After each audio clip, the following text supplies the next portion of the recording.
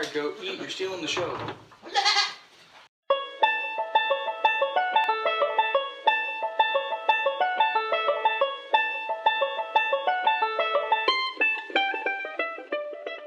Welcome to our barn, where we're smoking premium cigars, living the country life, and equipping ourselves with the tools necessary to stand up to the pressures of compromise and tolerance. This is Cigars in the Barn.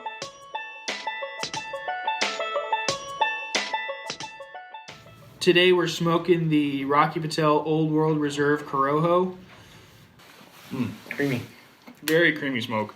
That was right off the bat. Yeah, very rich creamy smoke, not dry at all. The draw is a little loose, Yes. but I'm still getting plenty of smoke. I mean, Oh, yeah. lots of smoke. Definitely light. A little bit lighter on the flavors. Yeah. Got that creamy, almost feel like a little nutty flavor to it. Kind of a sweeter, like a Yeah. sweet cream almost. Yeah. Definitely got that spice. That it's for sure got that spice. It's not real strong, but just... Yeah, just right off the bat for me was that creamy texture of that smoke was great right off the bat for me. It was a really good start. Yeah, definitely good spicy nuttiness for sure. That's what I'm getting a lot of right now. But still that kind of sweet cream undertone that's kind of carrying it. Yeah.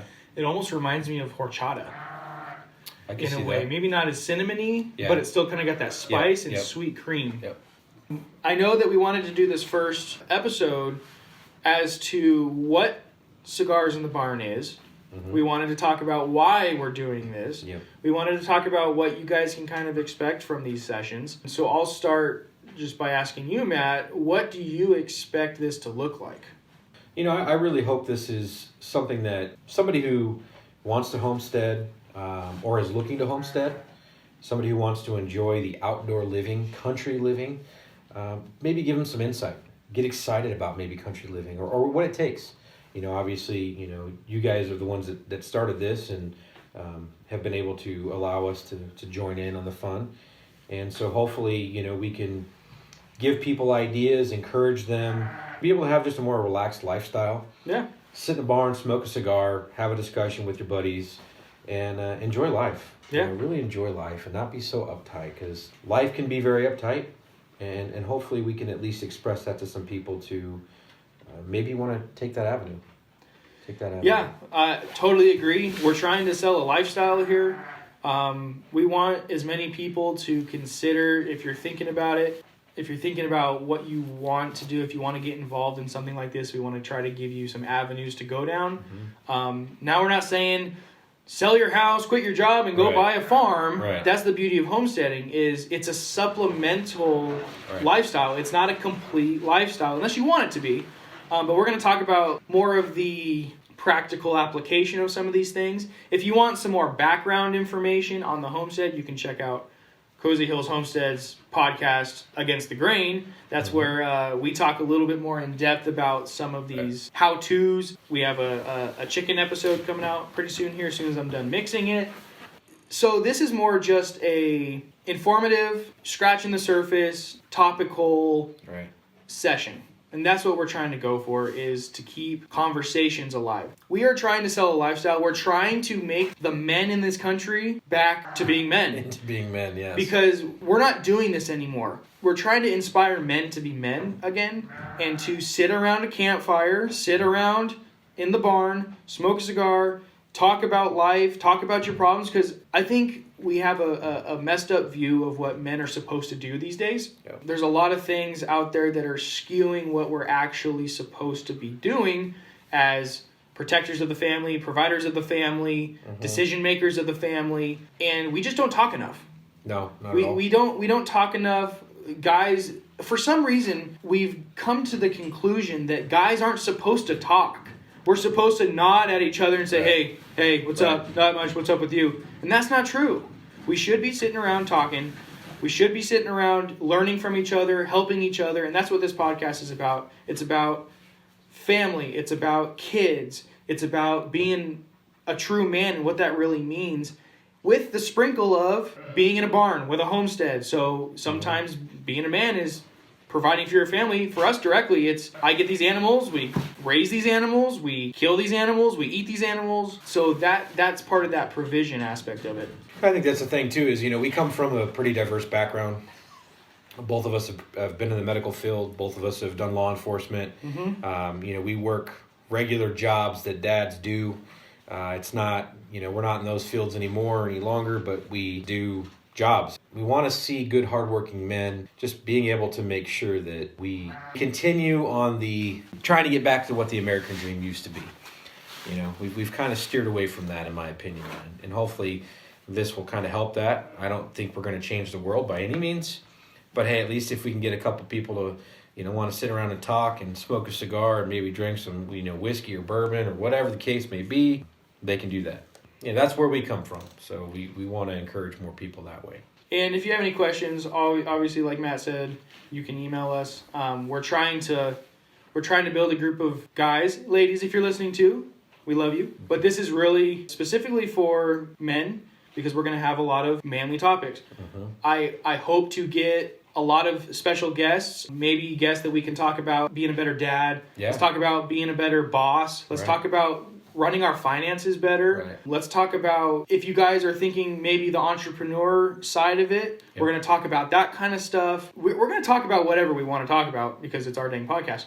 Yeah. But we're going to talk about mostly stuff that's practical application that is focusing on stuff that you would think guys would be responsible for. Or stuff we know guys are responsible for, but we keep getting confused about what that actually looks like. Come here, listen, and if you're local, we would love to have you on the show. Definitely. And sit down. We'll provide a cigar for you if you'd like. If you want to bring your own. If you have any recommendations, hey, I want a review on this, let us know. Yeah. We're up for anything. So we're just hanging out. Enjoying the outdoor life and the country living. Just like my new hat I just bought. Yes. Because I will not apologize for being country. That's right. And we will not apologize for being country. We're not uneducated Americans. Nope. We choose this lifestyle. We weren't born into this lifestyle. We're dads. We're down to earth. We've got kids. We enjoy our kids. We enjoy our wives and our families. Mm-hmm. And we just want to enjoy our country living. And again, we hope to encourage others to at least look into what it takes to homestead and just be a part of that community. There's a lot of people out there that do it, a lot of great people you're going to meet. Yep. And hopefully it picks up a little bit more. Get back to that American dream. Yeah, the authentic American dream, what made this country great in the first place. And keeping it great. Yeah. I'm out. Yeah, I'm completely out right now. I'm really disappointed. Both of ours just went out. Yep. And our burns are not looking very good at this point. The flavors are still good, but what do you got for us, Matt? I'm trying to get mine to even out with the burn, and I'm still not doing it. Maybe we need to stop talking so much. I guess. All right, we're going to start over and see if we can get these things back lit. Now we get to deal with the wonderful burnt taste in our mouth for a little bit. Yeah, well, as of right now, I'm not too big of a fan of a Rocky Patel. Not at least the Old Reserve. It's pretty harsh. Hopefully it gets better. My cap was cracking a little bit. It's not really bothering anything right now, but I do have a little bit of a crack in my cap. Yeah, I don't know if it's because... I don't know if I'm a fan of this style. The box press? Yeah. The theory behind the box press is it concentrates the flavors a little bit differently. Yeah. Well, this one is a very, very thin box press. Yeah. This is a rectangle. This isn't a square. Yeah. I mean, this is probably the most rectangle box press I've ever seen. Well, the Diesel's a box press too. Yeah. But that one just seems so much different. It was a little more girth to it. It had something a little bit more to hold on to. Yeah. These are definitely thin. Yeah, still, even after I relit it and cut it down, the burn's still uneven. It's not even evening itself out. Yeah, mine's starting to canoe pretty bad. Sometimes it's a fluke, sometimes it's not. And usually when we're smoking together, it's good because we have comparison. Exactly, we both can see. We can both see exactly what's going on. I would. This one to me is better than the CAO. Oh, by far, yeah. This one's to me, the flavors are more up my alley. Yeah. Even with the burn issue, at least the draw is not super heavy. Like that CAO was so hard to draw. Yeah. I'm hoping that maybe with a little bit more aging, maybe they'll loosen up. I don't know. We'll smoke those again someday. Yeah, exactly. Because we got 3 more. I mean, it's appealing. It's not bad. No. Right now, like I said, the flavors are there. I'm starting to get rid of that harshness from having the relight, but the burn is just frustrating. Yeah, it really is. I was taking a puff I screaming and yelling a little bit, but I was taking a puff about every 30 seconds roughly, and it went out. Yours went out. Yeah. And you were smoking a little bit more than I was even. Because I was trying to catch up. You were trying to fix it. It would start to burn, trying to get to relight, and it was not wanting to do it. Well, I guess in the sense of knowing, if you got a cigar like this where you got to take a couple more puffs a little quicker. At least That's obviously partially why we're doing this too. So those that are listening and paying attention, and they know for the future. Absolutely. But I mean, smoking this, honestly, just watching you do that when you're blowing smoke out, it reminds me of a vape. It does. That's how much smoke is coming out of this. Yeah, you're absolutely right. It's like a vape. Yeah, where you can't even see 3 inches in front of your face. Because I can guarantee you, if you were standing with your back to me and did that, and I had no idea you were smoking a cigar, I would have thought you were vaping right now. Yep. That's how much smoke is coming out of this thing. Which is so strange out of such a loose draw. Yeah. I'm having to consciously slow down my draw, not like the diesel where I could just go willy-nilly and it was perfect every time. I'm having to slow down the draw a little bit just so that it doesn't get super hot, because I can feel it. Yeah, there's heat. If you start to go a little bit faster, it starts to heat up real fast. But it's producing so much smoke, so I'm not complaining. Like it's oily smoke, it's creamy smoke, it's a good flavor. Right now, it's probably a medium body, mild medium body. Absolutely no strength right now at all for me. No, nothing at all. And the flavors, like I said, probably like you said, a medium-ish, but they're not bad flavors. They're just kind of, there's none that are sticking out to me right now. It's just kind of like a cocktail of you got that spice, you got that undertone of that sweet cream like we were talking about. I'm starting to get a little bit of pepper, not a ton, but a little bit, and a little bit of that nuttiness, just slight, and they're all just kind of together. Well, hopefully the second third will be a little more exciting. Yeah, we'll see. Give us something else too. We'll see, because we're about 3/4 of the way the first third right now. Yeah, but see, even when I take a puff, I mean, look how it lights up on one side, but I can't get that backside to just go. Yeah, mine's starting to really canoe. Yeah, see, I'll have to keep my eye on it just so it doesn't go crazy on us. One thing I have to preface, if you're listening as well, is because of our backgrounds and where we come from, we're pretty loose in our speech sometimes. So, not in the cursing avenue, so to speak, but we don't mean to offend anybody, but we do make fun of each other quite a bit, and we do have fun. So, we're not trying to, by any means, hurt any feelings, especially in this day and age, but we're talking like we normally would on the farm. Did your cigar go out again? It did. His cigar went out again. And I legitimately have been puffing and like crazy. And he has been puffing like crazy. So that is not cool. I have a complete canoe on my hands. Yeah, I got half of it. One side of my cigar is 2 inches down. The other side of my cigar is 1/4 of an inch down. You can see, well, you can't see it because you're listening, but you can definitely picture that in your mind how bad that is. So I'm going to have to fix that. Yeah, that's bad. It's pretty bad. Construction. I'm still okay with the flavors. I'm still okay with the flavors. The construction is not good by any means. My ash fell off 1/4 of an inch down, half of an inch down. Like right when we lit it, it started flaking off. So lots of here. Light yours first before I fix mine. Well, it's lit again. Now that we're down to the torch flame from Scripto, we're down 2 lighters now. It's a torch flame. It is still butane, so we're not messing too much with that. This one was chewed by a dog, clearly. Yes. So we don't have the fancy lighters and the fancy stuff. We do recommend you use butane if you're going to use a lighter, by the way. Yeah. Don't taint it with lighter fluid. So we still want a quality product. However, if you end up having a Scripto lighter, it'll work. Well, hey, all else fails. At least we have cigars, even though we may not have toilet paper. Right. What a joke. I don't get it. I mean, to me, that's kind of one of the benefits of homesteading is situations like this. Uh-huh. Let's say that there's a natural food shortage. I got 4 sheep, 3 pigs, 4 chickens, 3 goats. Right. We'll be okay. And that was the funny thing is I was over at Costco getting the propane tanks filled up, and I was talking to the guy because he was just everybody that came by with carts had water and toilet paper, and some people legitimately had them just as their essentials. Right. But the fact that he's like, these people were trying to save up water, this and that. I was like, well, that's why it's better living out in the country. And I mentioned that we're out in Acton and told them that we got a well. We don't have to worry about water. Yep. And I said the other thing that bothers me too is we're so worried about, not we are, but people are so worried about the fact that they got to buy water bottles right when they can put a purifier in their house. Right. or they can put a purifier on their sink. What makes them think that the water is going to get shut off? No idea. Or thinks that the water is going to get contaminated. I don't.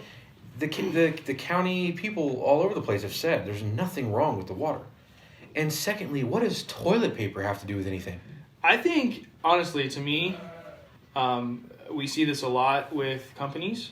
They take advantage of a situation, and for some reason, the toilet paper people were like, dude, we got to jump on this quick. I would have. They're just racking in the dough right now. It's ridiculous. Well, even Costco. So a lady in front of me, when I was ringing up to buy the propane, she goes, hey, when are you, because she had mentioned to me earlier that the Costco toilet paper wasn't her favorite. And she goes to the checkout guy, hey, when are you guys going to get other toilet paper in? He goes, oh, we're not. We're just selling Costco toilet paper. Darn right they are. Of course you are. Darn right they're selling Costco toilet paper. Of course you are. They're not stupid. No. They're just sitting there trying to make as much money as they possibly can off people who are just ignorant to the fact that the success rate is 80-something%. And they said most people even have the virus and don't even know they have it and never even experience a symptom. Right. You know, as far as we know, we could have it. Yep. I doubt it, but still. But still, it's a definite possibility. It's just crazy. I can't believe people have allowed themselves to get to that level. Well, it's the fact that the media can shut down the entire country at the drop of a hat and send everyone into mass chaos. Yeah. Because honestly, look at the government and what they did in their response. Mm-hmm. At first was chill. Mm-hmm. I mean, stop. Don't worry. We're gonna plan and prepare, but don't worry about anything. Right. And then it quickly turned to, we're announcing a national state of emergency based on the fact that everyone's freaking out, not based on the fact that we have all these crazy outbreaks and stuff. Yeah. And honestly, we don't know. We don't know what it's going to be like. Right. We honestly don't know. But it quickly changed when enough people had met that threshold of maybe I should worry about this instead of maybe I shouldn't. Right. And it was all fueled by, by the media with that. And I think too, I get closing the borders in the sense, not allowing certain, countries in because they're hotbeds. They were just making mention today that UK's had 200 more cases they've just presented. I get that aspect of it, but we've created this mass hysteria. In all honesty, this is socialism 101 in a sense. This is what's going to happen. Exactly. And you got to be careful of that. And I personally think, I'm not a conspiracy theorist, but I think that maybe we're trying to prove a point here. That it's not going to work that way. And at worst, if that's all we get out of this is a point proven, maybe it wasn't such a big deal. Right, exactly. Obviously, we would hate to see anybody die from right, this. Of course. But if you look at the populations that normally are affected by influenza, it's the same populations. Exactly. Either you got the small children or children with pre-existing conditions, and then you got the elderly that have obviously existing conditions based on the fact that they're 75, 80 years old. Right. Your body breaks down. Yeah, it breaks down. So what's going to happen? Yeah. So I think the reason that people are freaking out is A, we don't have enough information still. Mm-hmm. We know everything we need to know about influenza. Right. A and B, and 2, they want to make sure, because we don't know all that information, they want to make sure that we're at least on a heightened state of awareness based on the fact that we don't know. Right. We just don't know where it's going to go. We don't know how it's going to spread. Yeah, I get the lack of testing. I get all that because that should not worry you, but definitely pique your interest. Right. We just don't have the data. Mm-hmm. No, not at all. And that's the fact. Right. We ain't going to get no data from China. Everyone's saying, China's not reporting anything. Of course they're not reporting anything. Right. They didn't report anything in the first place. Why would they be reporting something now? Right. We got it under control over here. Yeah, because you saw that the stock market crash and you were losing, everything. Of course you were. It's a communist country. If the companies fail, the country fails. Right. The country owns the companies. Exactly. So, of course they're going to try to muzzle it. Yep. It's still too early. I mean, you think, January? It's been going on since January. We're 2.5 months in. Is it a little excessive of where we've gone? I think so, personally. But, the fact that, schools are getting canceled and kids can't play their sporting, games and stuff like that. It just kind of, I think it takes the fun out of things. But, I mean, I get it. If it truly is a state of emergency we need to be in, with all due respect, I get it. H1N1 should have been a much higher front to it was. Look at the death toll. If they want to try to not have those numbers, but here, other than the populations that get sick based on pre-existing problems. You get coronavirus right now. What are they going to do for you? Exactly. Absolutely nothing. Nothing. They may give you an IV and some fluids. Yep. Other than that, it's a virus. It's got to run its course. Exactly. They're going to treat it as a normal virus. And that's the thing that I know from my medical background is these antivirals aren't antivirals. They simply destroy their ability to replicate. Exactly. They slow down replication. Right. So if you don't catch it 2-3 days, and it's going to take 2-3 days to run its course, it's like influenza. Going to your doctor and then prescribing Tamiflu. How long have you had the symptoms? 3 days. Right. Why am I giving you Tamiflu? It's almost over. What are you doing? Yep. It's already almost done. Write it out. Exactly. Yeah. So let's say coronavirus. Let's say the symptoms are 2 weeks. You don't need to necessarily treat it. What are you supposed to do? Yeah. Well, I mean, self-quarantine. Everybody's self-quarantining, or 14 days is what the recommended time frame is. So because that's the incubation period or the latency period. So, but some of these people, like I was watching a interview with a gentleman that was on one of the cruise ships. Mm-hmm. Got on the cruise ship, got sick. His wife didn't get sick. He got sick, but his wife didn't get sick. Same place, same time. She got nothing. He got coronavirus, and he literally said the worst extent to him was just the 103 fever I think he had. Sure. He was a little dehydrated, and he had a dry cough. Other than he literally said he had every flavor and color of Gatorade during the period of time that he was recovering, but that was it. Nothing else was done. So it's just a matter of rest, relaxation. I mean, you got to let your body fight it. That's what your body does. Right. A normal human being with a good, healthy body is going to be just fine. And that's why there's an over 80% success rate with this thing, and half the people never even realize it. Because people aren't dying. This is not Ebola. People are not dying from coronavirus. They're dying from complications in treatment. Right. They're getting pneumonia. Of course, you look at the hospital statistics, elderly people, when they go to the hospital, statistically, they die. Yep. Why? Because they're in a bed. Yep. They're in a bed just because they're in a bed. They're not out and about, walking around, and they have complications. Most of the time, they don't die of what they went to the hospital for. They get a pneumonia, and they try to treat it, and they end up dying. Right. It's a complication. It's not this isn't Ebola where people are bleeding out of their orifices and literally dying from the inside out. Right. And that to me is scarier than anything else. That's like the Black Plague over there. Right, exactly. That would be a state of hysteria. That is where we would all be panicking, locking ourselves in our homes, and no one would go anywhere. But we're canceling sporting events. We're saying we can't have a mass gathering of 250 people, but I can go to Costco where there's probably 350 people. Right. And no one seems to care. Right. It just drives me crazy. And that's what I'm afraid of most, is not how it's going to affect me and my family, how companies are going to react, where we can't go to the grocery store anymore because they're like, well, we're going to shut our doors because X, Y, and Z. Now, I don't worry about it as much as the city folk would because what are they going to do? Right, exactly. But we got stuff laying around and we can do that. So the concern to me is not necessarily the coronavirus itself.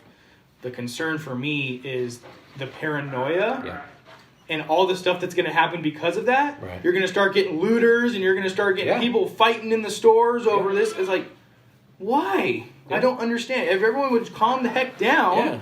Well, they already had to call the cops in Costco down the street I know. just because of the simple fact that somebody cut in line. Yeah. Come on. They're about ready to throw down. Really? It's, to me... What a joke. It's a joke. It is a joke. I think Trump's administration's working hard and trying to find something that's going to work out. And, I give them credit. They jumped on the ball as quickly as they could to get it figured out. Unfortunately, I think that what the media has caused, which always comes down to the media in my opinion, has caused this. I don't think this was the intention, at least, but hopefully something comes out of this where we all can look back, laugh, and say, yeah, I hope that never happens again. Not getting sick, but allowing simple paranoia to cause mass hysteria into something that should have never even been a problem. Yeah. Because if you look at most people, I think most of us look at it and go, what is wrong with you? What are you doing? The fact that people are showing up in surgical masks. Yeah, because that's going to work. Yeah. You're not wearing an N95. Right. Like, a surgical mask is not going to help you with a droplet spread. It's the ignorance, I think, that kills me. Because... But that's the way this country has been run in the past. So 5 years ago, even 4 years ago, before Trump was elected, this literally was a flocking system where whatever they say goes. Yep.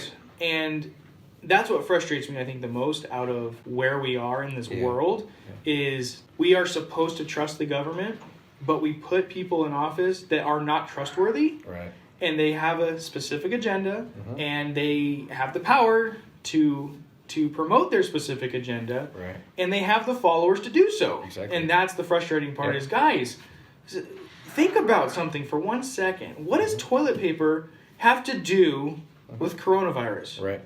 You know how many things I've used that were not toilet paper? Yeah. A lot. Go in the shower. Get a bidet. Yeah, exactly. Get a bidet. These things work great. Goodness great. Sometimes too great. Yeah. It's just like be the cleanest thing you'll ever have. But now they're rating the wipes. A friend of mine lives in Idaho, and she had posted something saying that she had gone to Costco to get wipes for her kids because she's got one, I think, a child that's like 3, another one's maybe 1 or something like that. And she went for wipes, and they're gone. Why? Wipes are gone. How is it that we've had the same amount of children in this world within the last 3 months, for the most part, at least that need wipes, and now they're gone? Makes no sense. I think people thrive on worry. I think they like the adrenaline that comes with that, maybe. Yeah. And they want to feel something, so they jazz themselves up over the little things. Yeah. I was listening to this interview on a podcast, and he was talking, and basically he was saying the times where the country is as close as they've ever been is times of disaster and times of war. Yeah. Why? Because it's human nature to want to conquer something. Right. The problem is when we have nothing to conquer, we want to conquer each other. Right, exactly. And then we have these political battles. And the problem with this now is we should be all sitting around saying, okay, this is bipartisan. This has nothing to do with politics. Right. Let's come together. 9/11 was the last time this country was together. Yep, true time. Yep. And the last true time this country was fully, okay, we got to do something about this. They didn't care that our president was Republican. They didn't care. We got to do something. I really hope that this becomes that. Unfortunately, the left is using this as a, look, this is all Trump's fault. Exactly. He's not handling it the way it should. When we should be all coming together and trying to figure this out together. I'm getting a little bitter taste on the draw. I'm getting the same thing because I'm increasing my frequency of puffs, and it's really starting to heat up. Getting a burn, yeah. The kind of chemically ammonia flavor. That's That's exactly what it is. Kind of what I'm getting right now. Yep. Which I don't like, and I don't like that I have to puff so much to keep this thing lit, thus getting rid of all the wonderful flavors that we were tasting at first. Yeah, because now it's just getting... It's just kind of harsh. Yeah, maybe it's just, I don't know.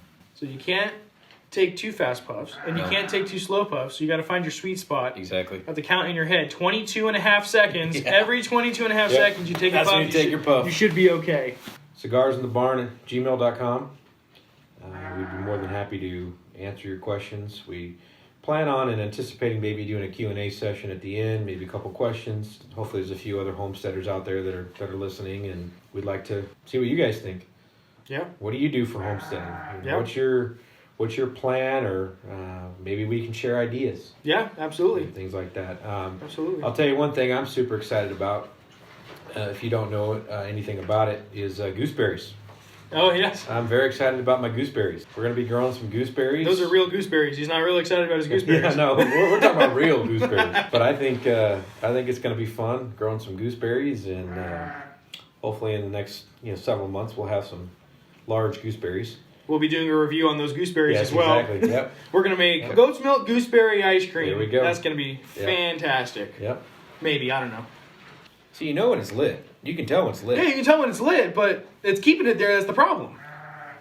And even the smoke smell is a little bit rank. Yeah, it is. It's a little rank. I'm not too... I'm not too thrilled. Like I said, the flavors are fine. Construction's horrible. Oh, yeah. And the smell of the smoke is Yeah.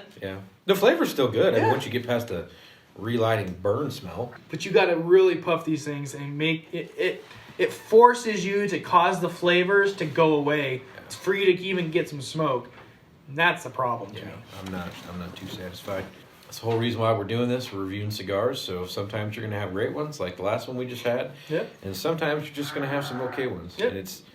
Gosh, it just flakes out. Look at this. Ranker's got some... Oh, yeah. The burn is so bad. Looks like you got a long long nail. Yeah, it's like a fingernail. Like a fingernail sticking out of my cigar right now. Burn is bad. Draw is bad. It's way too loose, and which is causing all these problems. If they packed it better, it probably would have been okay. It's having a hard time staying lit. And these cigars, when I took them out of the humidor, 70%. I'm usually a 68 kind of guy, but it's well within range, high performance range for a cigar.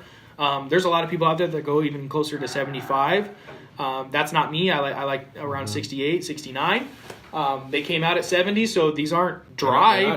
They're not dry by any means, and they're not wet by any means. So sometimes if they're overly humid, they have a hard time staying lit. Right. And I don't think that's it at all. I just think that the construction is poor. This is definitely a double puff cigar. Mm-hmm.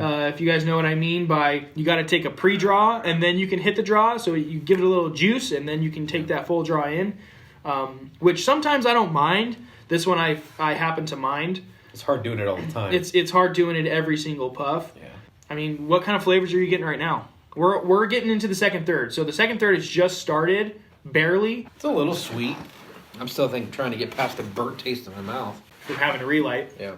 Yeah, I mean, I'm getting a lot of the same stuff. I didn't have to relight mine again. Matt's had to do it a couple times. I just had to fix the burn, so it just singed the wrapper a little bit. So I don't have as much of that burnt flavor. I'm still kind of getting the same flavors as I did before.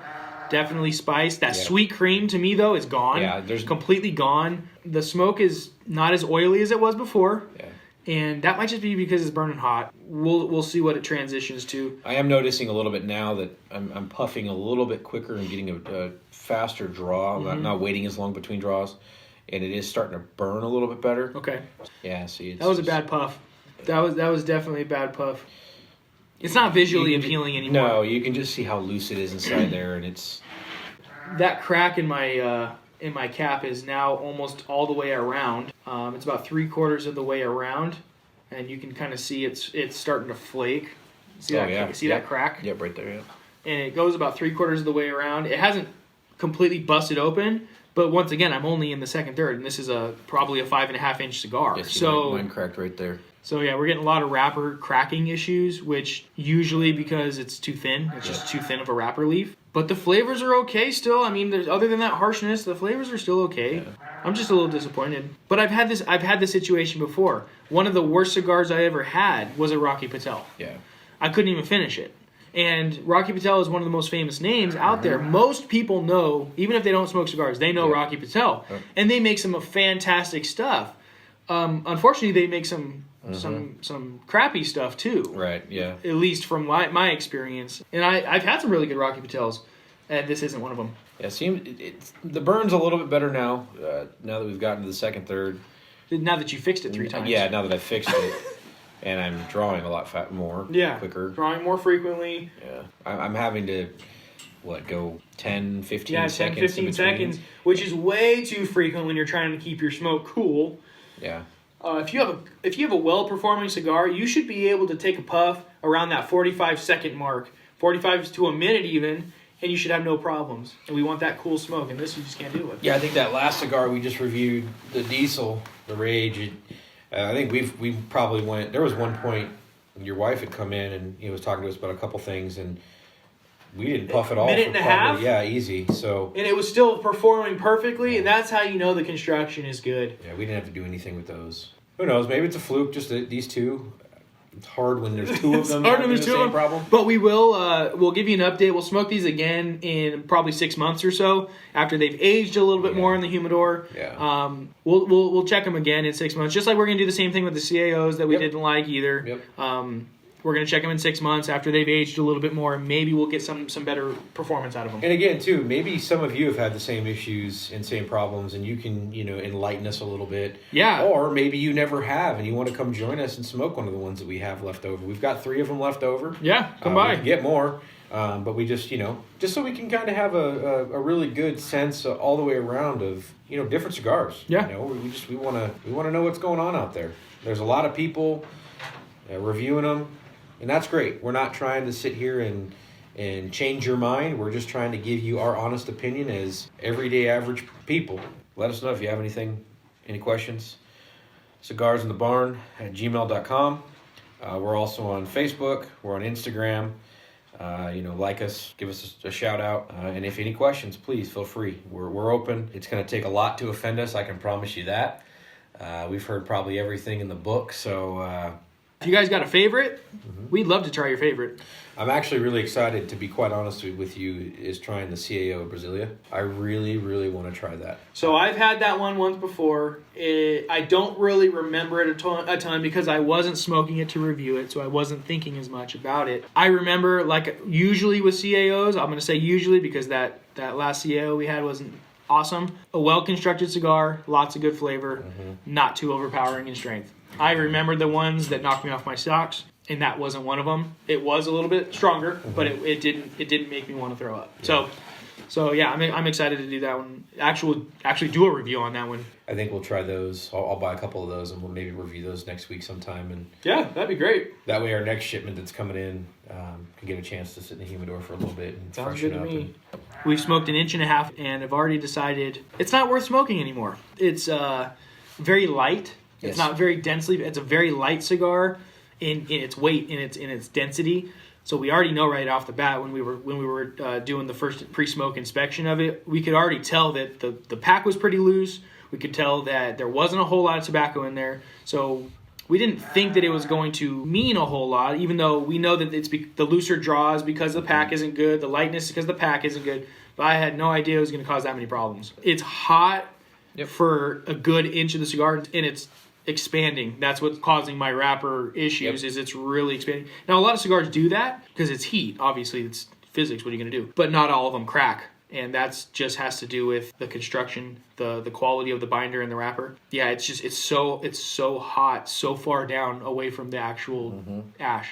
Yeah, it's getting less flavorful and more just burnt. More just harsh. I had to quadruple puff that one to get any smoke out of it. That was 15 seconds between puffs. So construction's very, very poor on this. You're going to see the review. It'll be on the website. You'll be able to see exactly what we're rating with our 100-point scale that we do. You'll see exactly what we are talking about here if you want to briefly look at that. I want to puff it because I don't want it to go out. But every time I take a puff, it's harsh. My ash is splitting in the middle of the ash. It's just flaking everywhere. Yeah, it is. It's a very messy cigar. Don't sit back in a chair. No. We're all sitting forward here. Because at any moment it falls all over you. It is not one that you want to sit down with your boss who's in his suit and you're in your suit and you're sitting in the cigar lounge. Don't smoke the cigar in a cigar lounge. It's not even barn worthy at this point. Yeah, if you want to watch a flower start to bud, but it's definitely not. Look at that whole half of that wrapper didn't even burn. Yeah, very, very poor construction. I'm afraid to take another puff, honestly. Yeah, it's not. The flavors are now the good flavors we were having before that we were saying were, hey, we can do this because the good flavors are good. Those are all completely gone. There's no more of that sweet cream that we liked. Oh. There's not even spice anymore. There's no nut. There's no spice. There's no wood. It's like you licked a piece of charcoal. It's just not good. It's just not good. And since my ash has just fallen, it's starting to even burn out again. Mine burned out again. Yeah, I'm watching it. Literally, I just tried to puff on it, and I got very, very little smoke, and I can just see it burning out. But hey, that's why we do this. Yep, that's why we do this. We're going to smoke bad cigars, and that's okay. We're still going to have good conversation, though, every single time. There will never be a bad conversation. No, never. Here at Cigars in the Barn. I'm the one that recommended we buy these, and he's the one who recommended that we smoke them tonight. But at least we got them out of the way. We did. We got these out of the way. And for our first podcast, it was a failure. So, hey. Absolutely. We love failure. You see? Now at least we know we only have room for success. That's right. At this point. We've hit a low. We've hit a definite low. I've loved nearly every second. Yeah, definitely. All 30 seconds of it. That first 2 puffs. And if you want a cigar that you want to puff twice and throw in the trash, this is the one for you. And I think they're going for $9-10 a stick. Something like that. So, that's crazy to me because that diesel was, I believe, less than that. Yeah, it was like closer to that $8 I think it was mark. like $8, yeah. And fantastic cigar, by the way. Cigars in the Barn. We named it Cigars in the Barn because that's what we're doing. We're smoking cigars. Literally in the barn. We're in a barn right now. We're in a barn. And we hope to expand a little bit and maybe visit your barn if you'd like. And we'd love to have a cigar with you in the barn and talk about what you want to talk about. Yeah, in your barn. In your barn. And if you don't have a barn, come to ours. Spread the word. That's all we really care about. Yeah. Ultimately, anyway, we'd love for you to be on board, but just choose to be on our side. That's all we expect. Exactly. and another plug. There will be some upcoming events that we'll be at. I'm sure we'll talk about those down the road as we get there. As Chip was saying, there's some entrepreneurial type things that he'll be discussing, and you guys will be able to maybe come visit us, come join us, come say hi. We like talking to people. We like meeting new people, and that's what my favorite thing is about this lifestyle is it's making it more comfortable for people to talk to their neighbors. People more comfortable with helping other people out. That's what communities are all about. Yeah. So like us, follow us. Cigars in the Barn. We hope to hear from you guys.